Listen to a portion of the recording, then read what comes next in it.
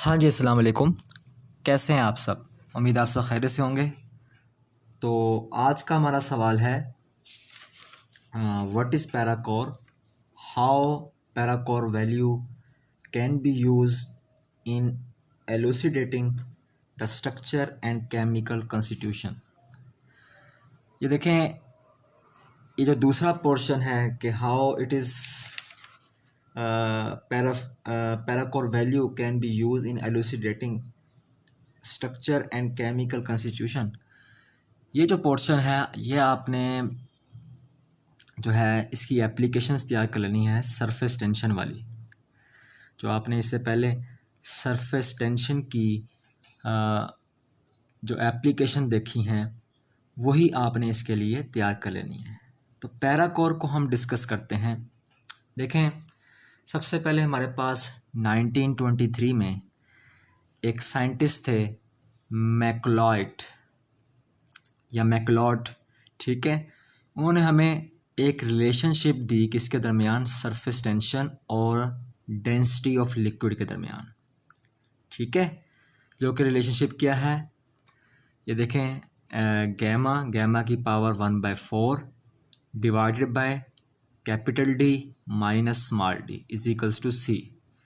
इसमें जो गैमा है, गैमा सरफेस टेंशन है सेम टेम्परेचर पर, मतलब टेम्परेचर को आपने चेंज नहीं होने देना, ठीक है।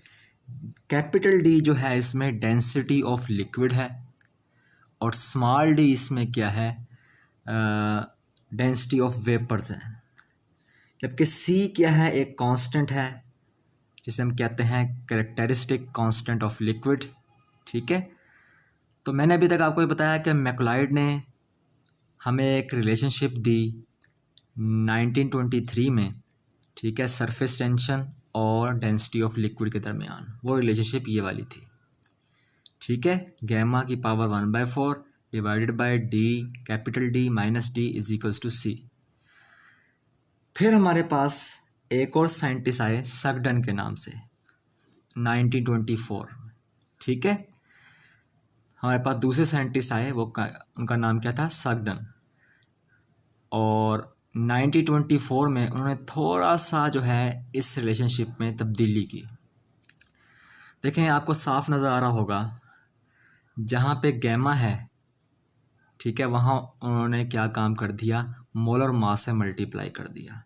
इस तरह सी को भी जो है उन्होंने मोलर मास से मल्टीप्लाई कर दिया, ठीक है। तो हमारे पास रिलेशनशिप बनी कैपिटल एम गैमा की power 1/4 capital D minus D is equals to capital M C is equals to P, जिसको हम क्या कहते हैं, एम सी को हम कहते हैं पैराकोर, ठीक है। एक नया कांस्टेंट हमें हासिल हो गया जब हमने सी को एम से मल्टीप्लाई कर दिया, कैरेक्टरिस्टिक कांस्टेंट को हमने मोलर मास से मल्टीप्लाई कर दिया, तो हमें एक नया जो है कांस्टेंट हासिल हुआ जिसे हम क्या कहते हैं, पैराकोर, ठीक है।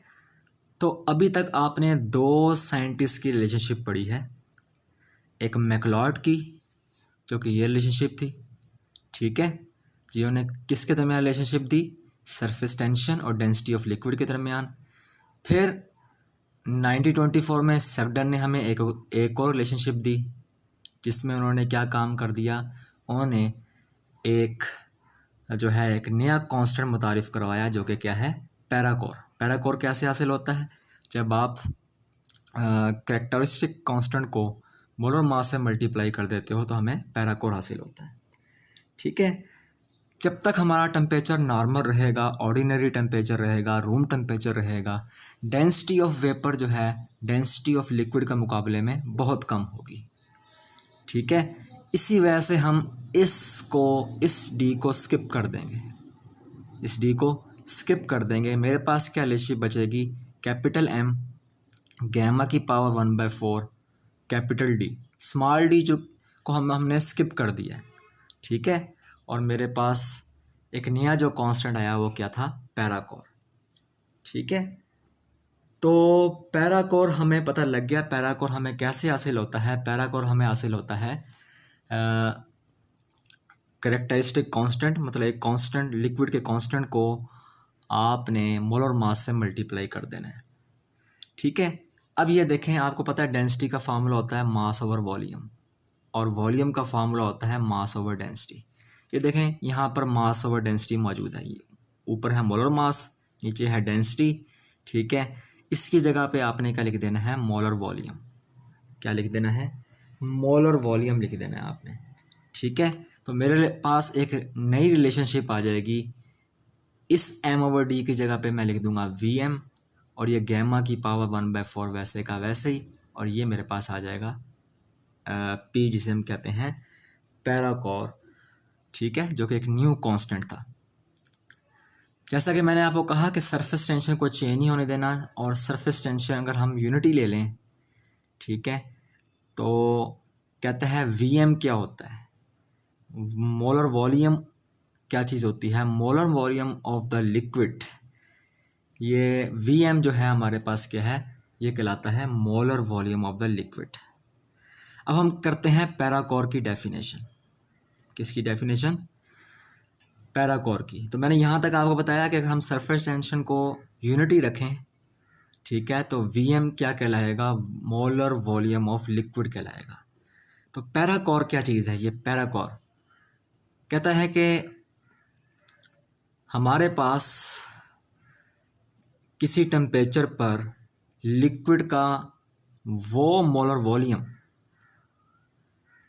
ठीक है, किसी टेम्परेचर पर और लिक्विड का वो मोलर वॉल्यूम जब उसकी सरफेस टेंशन क्या हो, 1 हो, यूनिटी हो। मतलब हमने सरफेस टेंशन को यूनिटी रखना है।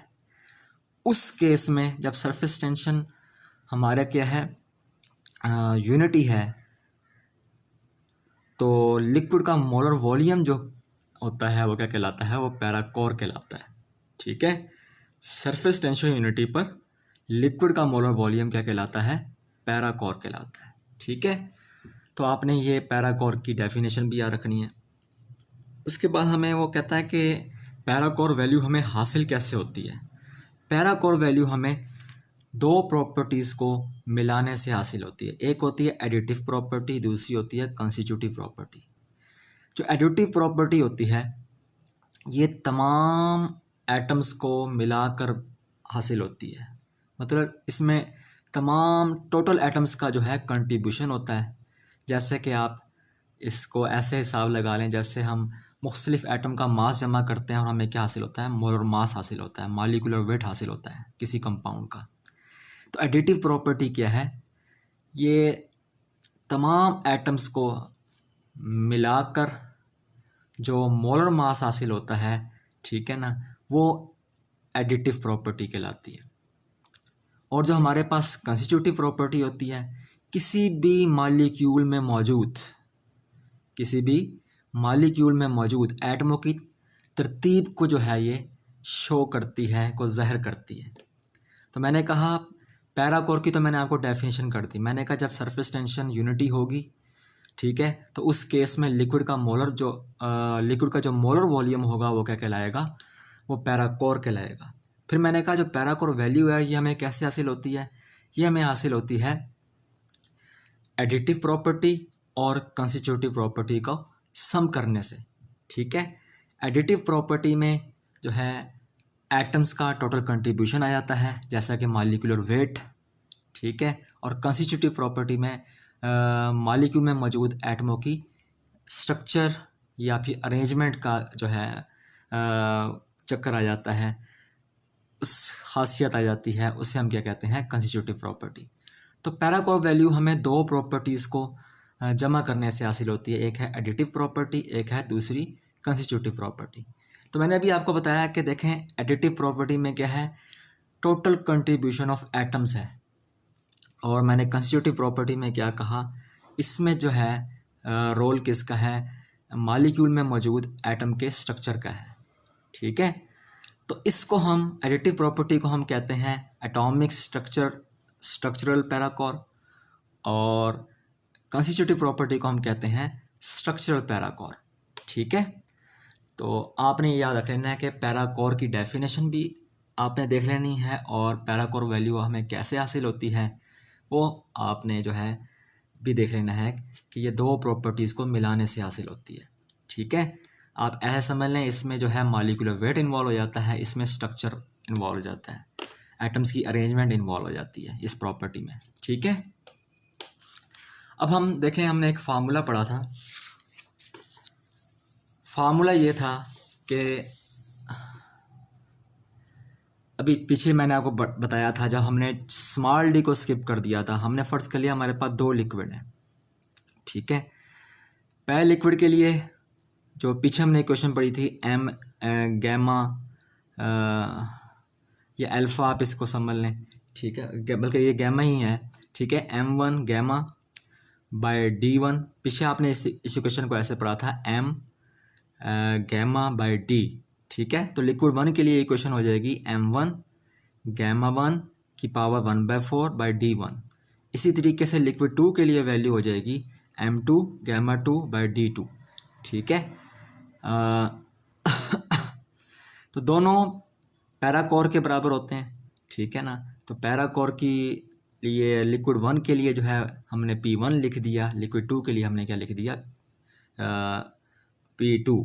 ठीक है, तो ये इक्वेशन पिछली इक्वेशन से मुताबिकत रखती है, सिर्फ आपने लिक्विड 1 और लिक्विड 2 के लिए जो है इक्वेशन बना देनी है। ठीक है, फिर ज़रा गौर करें, इन दोनों इक्वेशंस को आप आपस में डिवाइड कर देंगे। हमने कहा कि गैमा जो है यूनिटी है, सरफेस टेंशन यूनिटी है, सरफेस टेंशन तब्दील नहीं होना, दोनों लिक्विड की जो है सरफेस टेंशन एक जैसी है। तो हमने जो है गैमा की वैल्यू गैमा 1 की, लिक्विड 1 की जो है सरफेस टेंशन, ठीक है, वो किसके बराबर ले लेनी है, लिक्विड 2 की सरफेस टेंशन के बराबर ले लेनी है। फिलहाल मैं डिवीजन का काम कर रहा हूँ। ऊपर मैंने ये वाली इक्वेशन रख दी। ठीक है, ऊपर मैंने ये वाली इक्वेशन रख दी। ठीक है, आपको नज़र आ रहा होगा, और नीचे मैंने ये वाली इक्वेशन रख दी। ठीक है, चूँकि गैमा 1 गैमा 2 के बराबर है, तो मैंने इसको डायरेक्ट कैंसिल कर दिया है। ठीक है, ये इससे कट जाएगा, गैमा 1 गैमा 2 से कट जाएगा। मेरे पास क्या बचेगा, M1 ओवर D1। ठीक है, ये मेरे पास M1 और D1 है, और ये P1 वैसे का वैसे। इससे M2 ओवर D2, ये आपको नज़र आ रहा होगा, M2 ओवर D2। ठीक है, और ये P2 वैसे का वैसे। और आपको पता है मोलर मास बाय डेंसिटी। ठीक है, molar mass by density of liquid 1, molar mass by density of liquid 2, ये आपको दो चीज़ें नज़र आ रही हैं। तो मोलर मास ओवर डेंसिटी क्या किसको ज़ाहिर करता है, मोलर वॉल्यूम को ज़ाहिर करता है। तो ये बन जाएगा मोलर वॉल्यूम ऑफ लिक्विड 1, और ये बन जाएगा मोलर वॉल्यूम ऑफ लिक्विड 2। ठीक है, और ये पैराकोर वैल्यूज़ को आप साइड पे ले जाओगे। इसका मतलब ये हुआ कि हम पैराकोर वैल्यू से दो लिक्विड के मोलर वॉल्यूम का भी कंपैरिजन कर सकते हैं। अगर मेरे पास दो लिक्विड्स की पैराकोर वैल्यू हों, ठीक है, तो मैं उनसे जो है लिक्विड्स के मोलर वॉल्यूम का भी कंपैरिजन कर सकता हूँ। ठीक है, तो आपके पास ये चार मुख्तलिफ जो हैं आपको चीज़ें नज़र आ रही हैं, जैसे P1 P2 VM1 VM2, मुख्तलिफ आपको वेरिएबल्स नज़र आ रहे हैं। ठीक है, तो इसमें देखें, अगर आपको कोई से तीन वेरिएबल मालूम है, तो आप चौथा वेरिएबल भी आप खुद से मालूम कर सकते हो। ठीक है, तो ये तो हमने एक इक्वेशन ड्राइव कर ली कि हम पैराकोर वैल्यू से मोलर वॉल्यूम का कंपैरिजन कर सकते हैं, या फिर मुझे तीन वेरिएबल्स मालूम हो तो मैं चौथा वेरिएबल मालूम कर सकता हूँ। ये तो हमने इक्वेशन ड्राइव कर ली। ठीक है, पीछे हमने थोड़ा सा पैराकोर को समझा था कि पैराकोर क्या था। हमने दो साइंटिस्ट की इक्वेशन को डिस्कस किया। पहले एक साइंटिस्ट ने इक्वेशन दी, ठीक है, फिर दूसरे साइंटिस्ट ने उस इक्वेशन में थोड़ी सी मॉडिफिकेशन कर दी, उसको मोलर मास से मल्टीप्लाई कर दिया। मैंने कहा कि डेंसिटी ऑफ वेपर जो है डेंसिटी ऑफ लिक्विड से बहुत कम होती है, इस वजह से हमने स्मॉल डी को स्किप कर दिया, हमारे पास ये इक्वेशन आ गई थी। ठीक है, m गैमा की पावर 1/4 और डिवाइडेड बाय कैपिटल डी, और ये p जिसे हम पैराकोर कहते हैं, जो कि एक न्यू कांस्टेंट हमें हासिल हुआ था। मैंने कहा m और d को डिवाइड करने से हमें क्या हासिल होता है, मोलर वॉल्यूम हासिल होता है। ठीक है, तो मेरे पास इसकी जगह Vm आ गया, और ये गैमा सरफेस टेंशन को ज़ाहिर कर रहा है, यहाँ आ गया P। फिर मैंने आपको बताया कि अगर सरफेस टेंशन की वैल्यू हम 1 रखते हैं, ठीक है। तो क्या होता है, VM क्या कहलाता है, मोलर वॉल्यूम ऑफ लिक्विड कहलाता है। फिर मैंने आपको पैराकोर की डेफिनेशन बताई। मैंने कहा अगर हमारे पास सरफेस टेंशन यूनिटी हो तो लिक्विड का मोलर वॉल्यूम एक ख़ास टेम्परेचर पर क्या कहलाता है, वो पैराकोर कहलाता है। फिर मैंने कहा पैराकोर वैल्यू कैसे हासिल होती है। पैराकोर वैल्यू हासिल होती है एडिटिव प्रॉपर्टी और कंस्टिट्यूटिव प्रॉपर्टी का सम लेने से। एडिटिव प्रॉपर्टी में मॉलिक्यूलर वेट्स आ जाते हैं, मतलब एटम्स का टोटल कंट्रीब्यूशन आ जाता है। और कंस्टिट्यूटिव प्रॉपर्टी में मॉलिक्यूल में मौजूद एटमों की अरेंजमेंट आ जाती है। ठीक है, तो इस एडिटिव प्रॉपर्टी को हम कहते हैं एटॉमिक स्ट्रक्चरल पैराकोर। और जो हमारे पास दूसरा है हमारे पास कंस्टिट्यूटिव प्रॉपर्टी से हम कहते हैं स्ट्रक्चरल पैराकोर। तो आई थिंक आपको ये टॉपिक समझ आ चुका होगा। तो बहुत इजी टॉपिक था। जो मैंने आपको कहा कि इसका यूज़ हमने देखना है, ठीक है, पैराकोर वैल्यू का यूज़ देखना है, वो आपने जनाबेली सरफेस टेंशन ऑफ लिक्विड की जो हमने एप्लीकेशंस देखी थी, आपने उसी को रिवाइज़ कर लेना है। वही वीडियो आपने दोबारा देख लेनी है। और अगर पेपर में यही क्वेश्चन आएगा तो आपने सरफेस टेंशन ऑफ लिक्विड की एप्लीकेशंस ही यहाँ पर इंक्लूड कर देनी है। तो बहुत बहुत शुक्रिया आपका।